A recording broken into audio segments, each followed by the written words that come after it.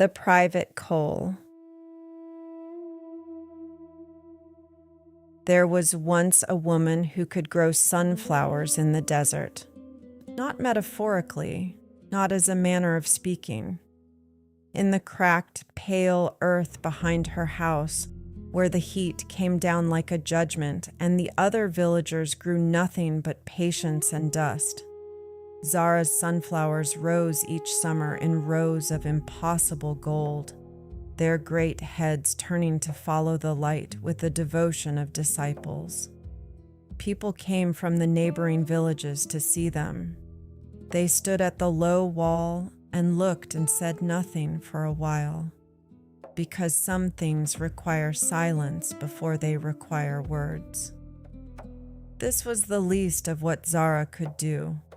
She was a dancer and a singer both, which is rarer than it sounds. Most people are given one fire and must tend it carefully for a lifetime.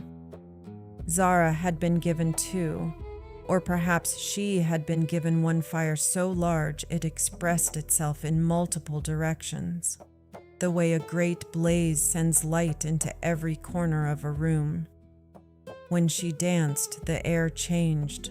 When she sang, people felt something move in them that they had not known was there. Old grief rising and releasing, old joy remembered.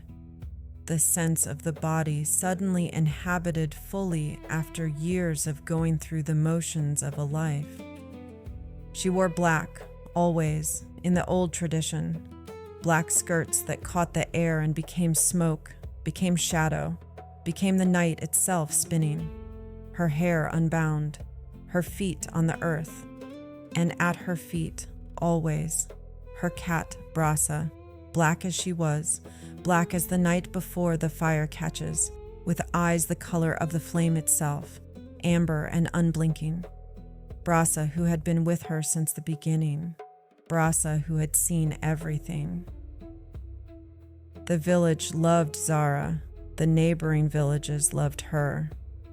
Word of her traveled on the trade winds to places she had never been, and people traveled those same winds in reverse to find her, to stand in the square and watch her dance, to hear her sing the old songs in a voice that knew where the old songs came from and was not afraid of it. She was, in the language of the wind and the fire, a queen. This is the story of what she traded, and what it cost her, and how she found it again in the dark. It had happened when she was young, not a child, but young enough that hunger felt like virtue, that wanting felt like purpose, that the distance between who she was and who she might become felt thrillingly crossable rather than simply vast. She had been dancing at the midsummer fire, and the crowd had been large and generous. And she had been good, genuinely good. She knew it in her body the way you know a true note. And yet, she wanted more than good. She wanted the kind of great that crossed distances. She wanted to be known not just in this village, not just in the neighboring ones, but further, wider, beyond the desert's edge where the world continued into places she had not yet seen. She wanted her fire seen. The hot wind came at midnight when the fire had died down and the crowd had gone home, and she was sitting alone in the square with Brasa in her lap, sweaty and exhilarated and restless with the specific restlessness of a person who has been given much and suspects there is more. The wind smelled of something older than the desert, mineral and ancient and without temperature, neither hot nor cold, simply there, simply present, the way forces that have existed since before memory are present. Not announcing themselves, but simply making the air different. You want to be known, the wind said, or something said it. A voice like sand against stone, like the sound a dune makes when it shifts in the night. Yes, Zara said. Brasa went very still in her lap. I can give you that. The visible fire, the magnetism, the thing that makes rooms change when you enter them. People will cross deserts to see you. Your name will travel further than you can imagine. And what do you want? Zara said. She had grown up on the old stories. She knew you always asked. The part that burns when no one is watching, the voice said. The private coal, the fire that is yours alone. You will keep everything the audience sees. You give me only what they don't. Brasa made a sound, small, low, a sound Zara had never heard her make before or since. A warning, or a grief, or both. But Zara was young, and the crowd had been large, and the hot wind smelled of elsewhere, and the private coal seemed in that moment a small price for everything she was being offered. Yes, she said. She felt it leave, not painfully, more like a breath released, the sensation of something departing from the center of her chest. A warmth she had always taken for granted suddenly, briefly, noticeable in its absence. And then even the absence faded, and she sat in the square under the stars with her cat, and everything seemed the same. Everything was not the same. The years that followed were extraordinary. This must be said honestly, because the bargain was not a trick. The voice had offered what it promised, and delivered. Zara's name did travel. People did cross distances. She grew in skill and in reputation, and in this specific magnetism that makes some performers impossible to look away from. Her black skirt spun, her voice carried.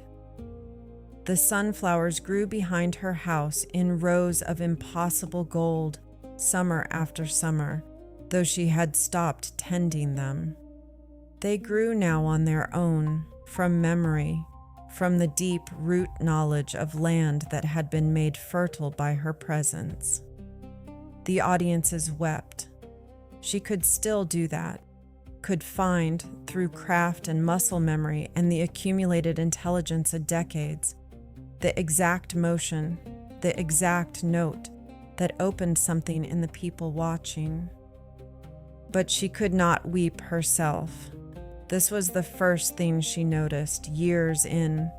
She could make others feel and could not feel herself. She was a window through which the light passed without warming the glass. She tried to trace the edges of the missing thing. She went looking for it in the old songs, singing them alone in the house before dawn. Brasa watching from the windowsill. The songs were correct, pitch, rhythm, the particular ornaments of the tradition. But they were correct the way a copied manuscript is correct. The original scribe had breathed on the letters. The copy was only ink.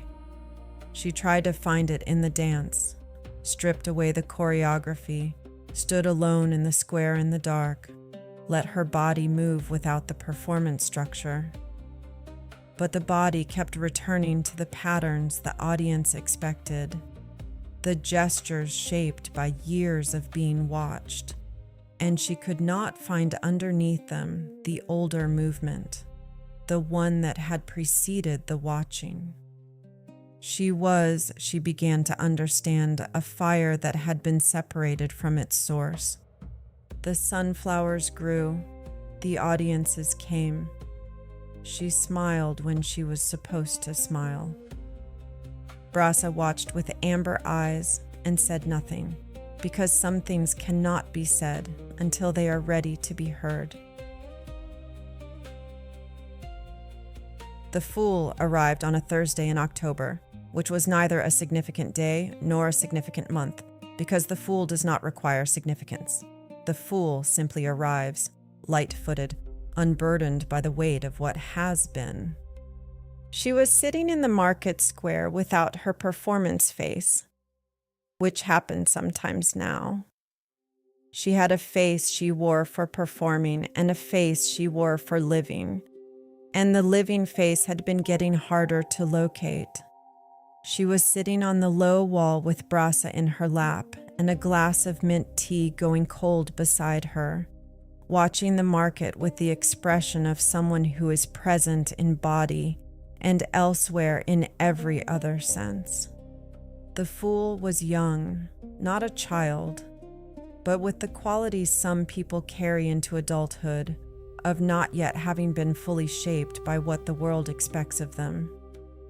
She had a small pack over one shoulder and the gait of someone who had walked a long way and found the walking interesting rather than difficult.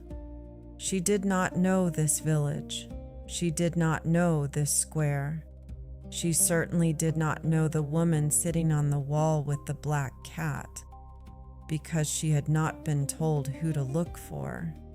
She sat down on the wall a little distance away and drank from her water skin, and looked around at the market with the frank pleasure of someone for whom everything is new, and newness is a gift rather than a threat. After a while, she noticed Brasa, who was watching her with the focused attention of a creature assessing something important. "Your cat has extraordinary eyes," the fool said. "Yes," Zara agreed. "What do you do?" the fool asked, not as a pleasantry, as a genuine question asked of a stranger on a wall, with the simple curiosity of someone who has not yet learned that the question is sometimes complicated. Zara opened her mouth and found she did not know how to answer. Not because the answer was gone. She could have said the names, the titles, the reputation. She had said them 10,000 times. But the question had been asked without the frame of fame, without the setup of recognition. And in the absence of the frame, she realized she was reaching for the answer and finding, underneath the names and titles and reputation, a silence where something had been. She said. Brasa stood up in her lap, put one paw on her sternum and pressed, not hard, gently, the way you press your hand against a door to find out if it's locked. Something in Zara's chest moved. The fool waited with the patience of someone who has all the time in the world, because she does not yet know she is supposed to be somewhere specific. "I used to know," Zara said finally. And it was the truest thing she had said in years, and the saying of it cracked something open.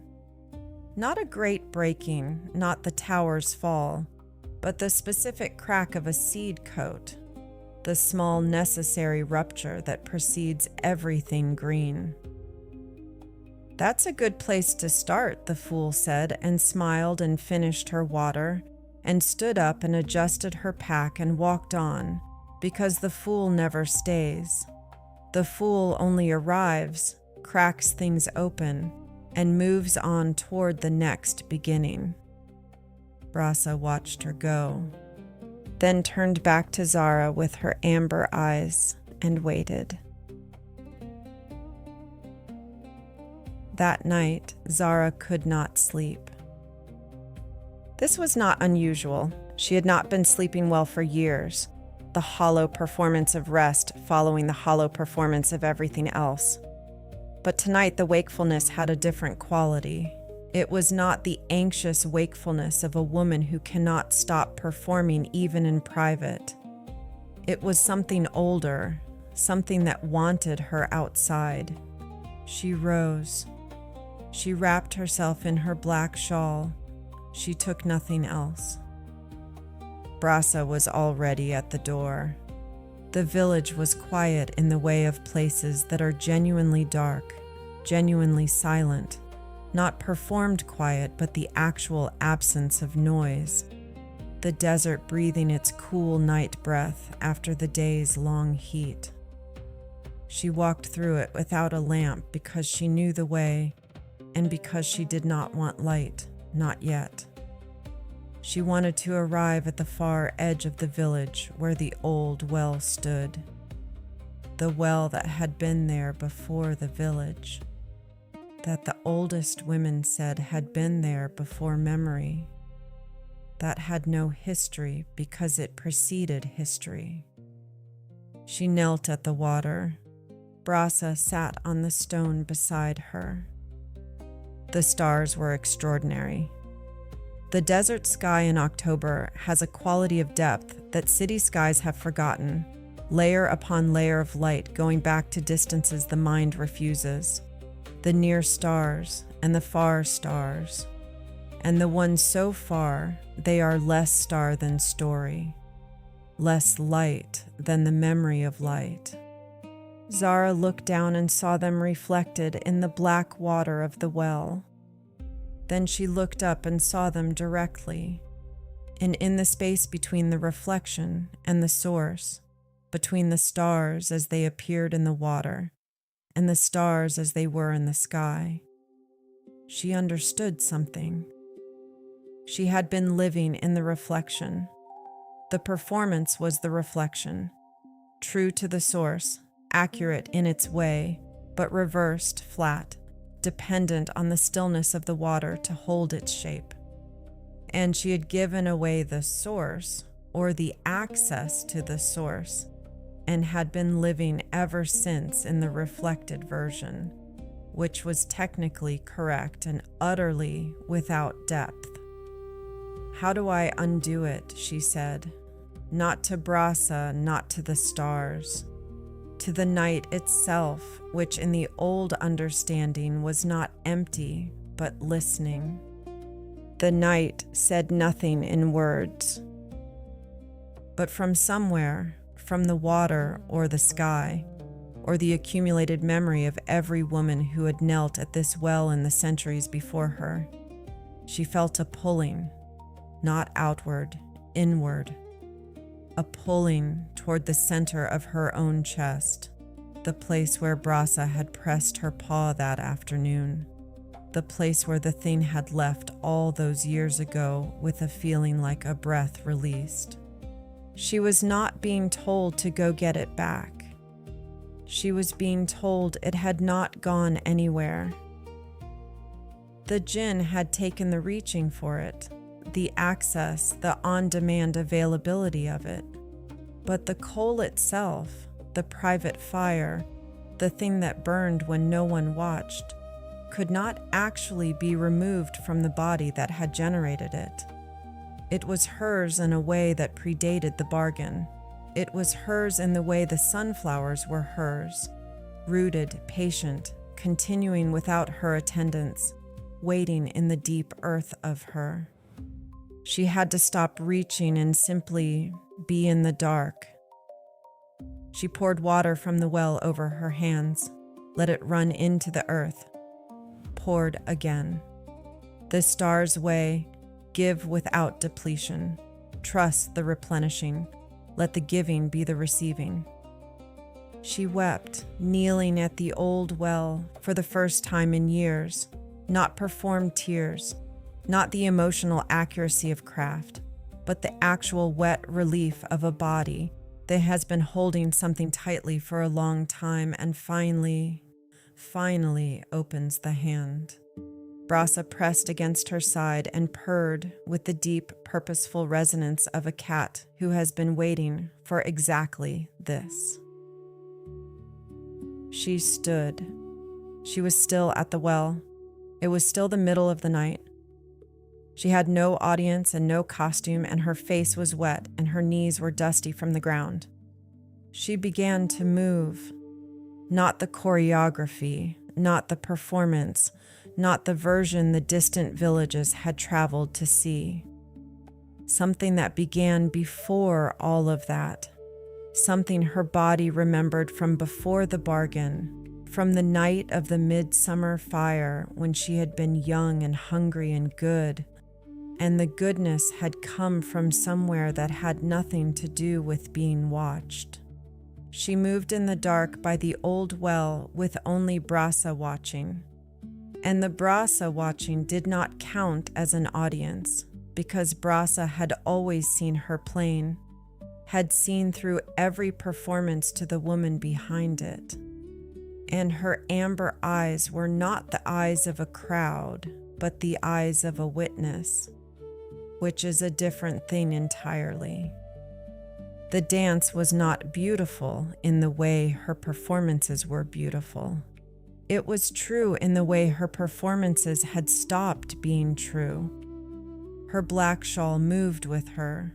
Her feet found the earth. Her breath found the rhythm underneath the rhythm. The old pulse, the one that preceded music, the one the body carries from before it knew it was a body that could be seen. And somewhere in the moving, somewhere between one breath and the next, she felt it, small, tentative, the way a coal feels when you breathe on it after thinking it gone. The sudden surprised warmth, the glow returning to something that had only been waiting for air. Her private fire, still there, still hers. The bargain had not taken it. The bargain had only made her forget to breathe on it, had taken the habit of reaching for it, had left her performing the fire so consistently that she had simply forgotten to be alone with it. She danced until the sky began to change at its eastern edge, that first almost imperceptible shift from black to the deepest blue, and then she stopped, because the dance was complete in the way of things that end when they are finished, rather than when the audience applauds. She stood breathing in the cooling air. Brasa walked to her and wound around her ankles once, twice, the figure of 8, the old symbol of the infinite, the ember, the live coal, the thing that requires only breath. Yes, Zara said, I know. She did not perform for 40 days. This is the number the old stories use, and it is the right number, though it was not something she decided consciously. It was simply how long it took. 40 days of waking before dawn and moving in the dark before the village stirred. 40 days of singing alone in the house, badly at first, incorrectly. The muscle memory fighting her, insisting on the performance version.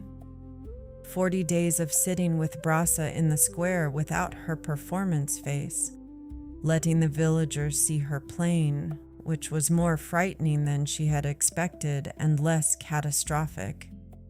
40 days of breathing on the coal. On the 41st day, a child from the village, small, perhaps 6, with the absolute fearlessness of the very young, came and sat beside her in the square and said, "Sing something. Not would you or please, or I have heard you are famous. Just sing something." Zara looked at the child. She thought of the fool on the wall, the question asked without a frame. She opened her mouth and sang, not a performance, not the famous voice, or not the technically perfect instrument she had spent decades honing, but the older thing, the true thing, the voice that had existed before anyone told her it was remarkable. The child listened with the complete attention of someone who has not yet learned to listen partially. When she finished, the child nodded once, satisfied, and ran back to wherever children go. Zara sat in the square with the sun on her face, and Brasa at her feet, and something in her chest that was warm and was hers and was not going anywhere. She danced again at the midwinter fire. The village came. Word had reached the neighboring villages, as it always did, and some of them came too. Familiar faces, the faithful ones, the ones who had been watching her for years. She wore black, her hair unbound, her feet on the earth. Brasa sat at the edge of the firelight and watched with amber eyes. And when Zara danced, it was the same and entirely different. The same technique, the same tradition, the same black skirts catching the firelight and spinning smoke and shadow. But underneath it now, visible to no one and present to everyone, the private coal. The thing that burned when no one was watching, now burning while everyone was, because it no longer required the dark to exist. It had been returned not by the breaking of the bargain, but by the simple, difficult, daily act of tending it. She had not grown less extraordinary. She had grown more true. The crowd wept as crowds did. But this time, inside the weeping, she felt something that had been absent for longer than she could calculate. The recognition that she was here, that she was moved, that the fire was moving through her rather than being produced by her. And the difference between those two things was the difference between a window and a flame. Afterwards, when the fire had burned to coals and the crowd had drifted home and the square was quiet under the stars, she stood alone, or nearly alone, Brasa at her feet, always Brasa, and she looked at the embers. Still warm, still glowing, still capable, with the right breath, of becoming fire again. She thought of the fool walking on toward the next beginning, light-footed, unburdened, already somewhere new. She thought of the star's reflection in the well water, and the stars above it, and the space between. She thought of the child who had said, "Sing something with the trust of someone who does not yet know to be afraid of the answer." She thought of the years of hollow fire, the long performance, the things she had given away on a hot midnight when she was young and hungry, and the wanting had felt like purpose. You cannot trade the source, she thought. You can only forget it for a while. Behind her house, under the winter stars, the sunflowers slept in the earth, not gone, not dead, only waiting, only patient, only holding in their deep roots the memory of gold, the certainty of summer, the knowledge that they would rise again in rows of impossible light because the soil that held them had been loved by someone who knew how to grow things where nothing was supposed to grow.